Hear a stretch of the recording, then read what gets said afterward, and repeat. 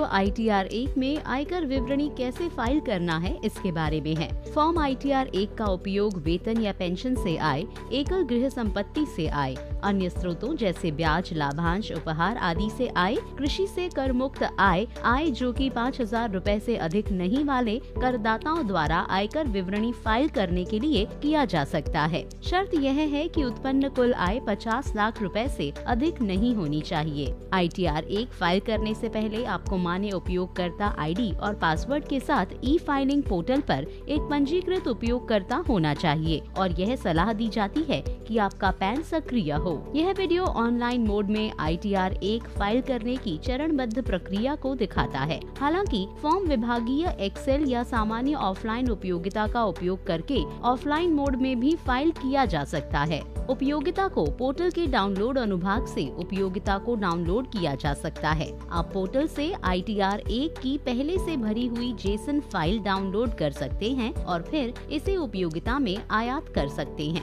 अधिक जानने के लिए ऑफलाइन मोड में ITR फाइल करने का वीडियो देखें। आइए सबसे पहले उन मुख्य बदलावों को देखें जो निर्धारण वर्ष 24-25 से फॉर्म ITR 1 में लागू होते हैं। कृपया ध्यान दें कि नई कर व्यवस्था निर्धारण वर्ष 24-25 से डिफॉल्ट कर व्यवस्था है। यदि आप पुरानी कर व्यवस्था का चयन करते हैं तो आपको नई कर व्यवस्था से बाहर निकलना होगा।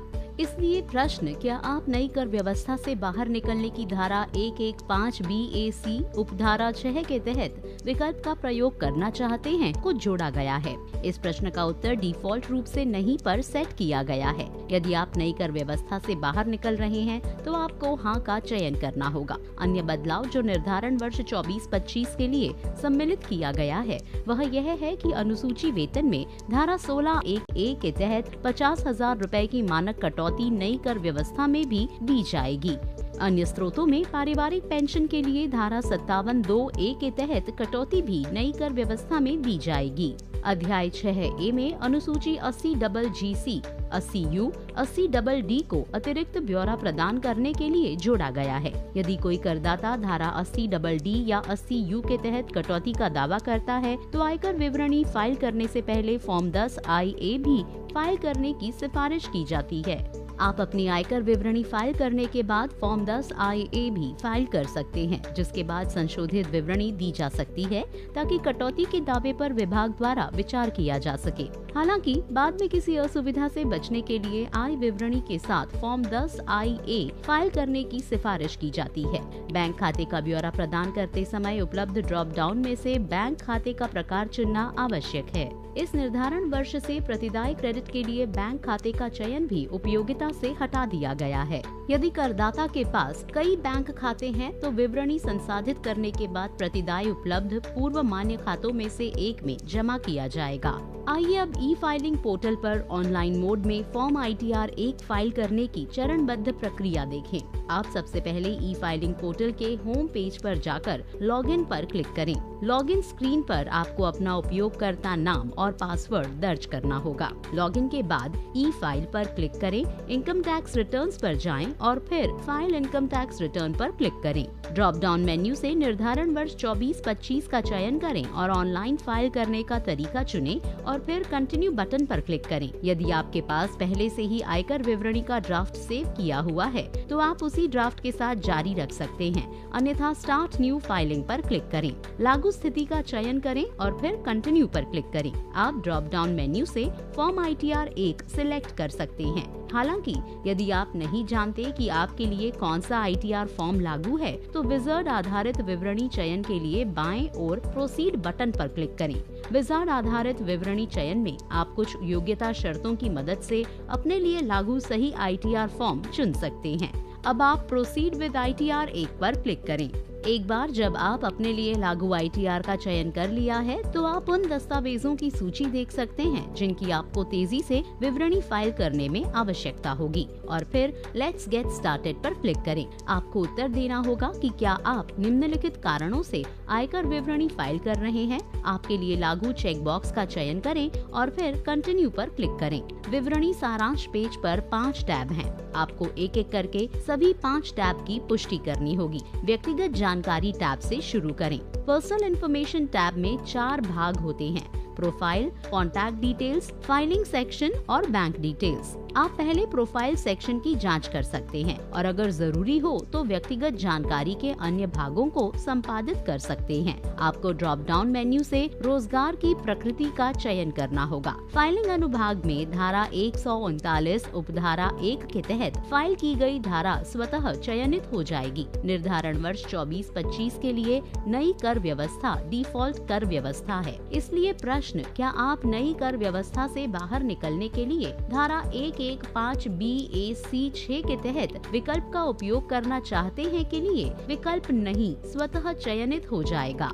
यदि आप नई कर व्यवस्था से बाहर निकलना चाहते हैं तो हाँ का चयन करें। कृपया ध्यान दें कि वित्त अधिनियम 2023 ने नई कर व्यवस्था को व्यक्तिगत या HUF होने वाले निर्धारिती के लिए डिफॉल्ट व्यवस्था बनाने के लिए धारा 115BAC के प्रावधानों में संशोधन किया है। यदि आप नई कर व्यवस्था के अनुसार भुगतान नहीं करना चाहते हैं तो आपको स्पष्ट रूप से इससे बाहर निकलना होगा और पुरानी कर व्यवस्था के तहत कर का चयन करना होगा। इस विकल्प का उपयोग करने के लिए निर्धारिती को आय, कारोबार या व्यवसाय से आय के अलावा होने पर दिए गए प्रश्न के विकल्प के रूप में नहीं का चयन करके सुसंगत निर्धारण वर्ष के लिए प्रस्तुत आय की विवरणी में कर व्यवस्था की पसंद का संकेत देना होगा। कृपया ध्यान दें कि यदि आप नई कर व्यवस्था से बाहर निकल रहे हैं तो आप केवल कुछ कटौतियों और भत्तों के लिए पात्र होंगे। यदि आप डिफॉल्ट कर व्यवस्था यानी नई कर व्यवस्था को जारी रख रहे हैं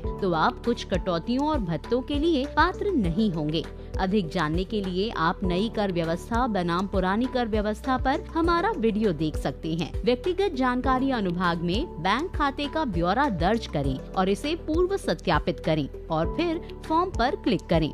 व्यक्तिगत जानकारी टैब की अब पुष्टि हो गई है। सकल कुल आय टैब पर क्लिक करें। आपको यहाँ आय ब्यौरा, वेतन से आय, गृह संपत्ति से आय, अन्य स्रोतों से आय और छूट प्राप्त आय को सत्यापित करना आवश्यक है। आप वेतन आय का ब्यौरा जोड़ने के लिए एडिट बटन का उपयोग कर सकते हैं। यदि लागू हो तो धारा 89A के तहत लाभ का दावा करने के लिए ब्यौरा दर्ज करें और फिर ऐड पर क्लिक करें। कृपया ध्यान दें, यदि आप धारा 89A के तहत राहत का दावा करते हैं तो आपको अपने आयकर विवरणी के साथ फॉर्म 10E फाइल करना होगा। गृह संपत्ति से आय जोड़ने के लिए ऐड डिटेल्स पर क्लिक करें। गृह संपत्ति का प्रकार चुनें और फिर ऐड बटन पर क्लिक करें। अन्य स्रोतों से आय जोड़ने के लिए ऐड डिटेल्स पर क्लिक करें। अन्य स्रोतों से आय का ब्यौरा दर्ज करें और फिर ऐड बटन पर क्लिक करें। छूट प्राप्त आय जोड़ने के लिए ऐड डिटेल्स पर क्लिक करें। छूट प्राप्त आय का ब्यौरा दर्ज करें और ऐड बटन पर क्लिक करें। अपनी आय का ब्यौरा जोड़ने के बाद आप आय का ब्यौरा सत्यापित करने के लिए कंफर्म बटन पर क्लिक करें। सकल कुल आय टैब की पुष्टि हो गई है। आप कुल कटौती टैब पर क्लिक करें। सुसंगत कटौती टाइल पर क्लिक करके यहाँ कटौतियों को सत्यापित करें और दावा करें और फिर कंफर्म पर क्लिक करें।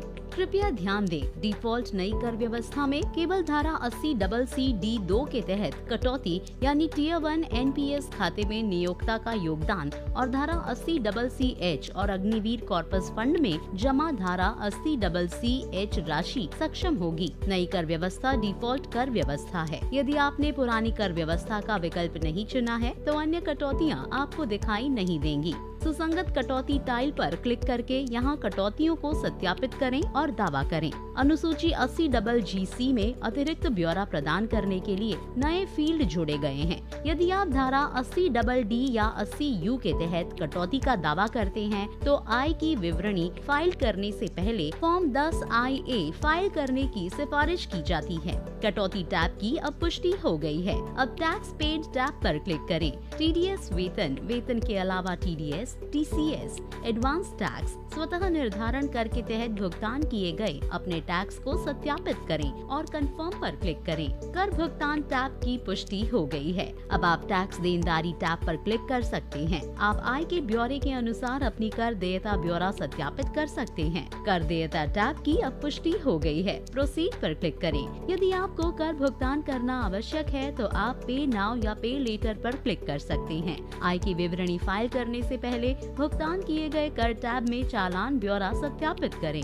यदि कोई कर भुगतान करने की आवश्यकता नहीं है तो प्रीव्यू रिटर्न पर क्लिक करें। यह विवरणी का प्रीव्यू है। प्रोसीड टू वैलिडेशन पर क्लिक करें। एक बार सफल सत्यापन हो जाने पर आप प्रोसीड टू वेरिफिकेशन पर क्लिक करें। वह विकल्प चुनें जिसके माध्यम से आप अपनी विवरणी सत्यापित करना चाहते हैं और फिर कंटिन्यू बटन पर क्लिक करें। आपने सफलतापूर्वक विवरणी को फाइल और सत्यापित कर लिया है। आप पावती डाउनलोड कर सकते हैं। ITR 1 में विवरणी फाइल करना बहुत आसान है। अधिक जानकारी के लिए आप हमारी वेबसाइट www.incometax.gov.in पर जा सकते हैं या हमारे हेल्पलाइन नंबरों पर कांटेक्ट कर सकते हैं।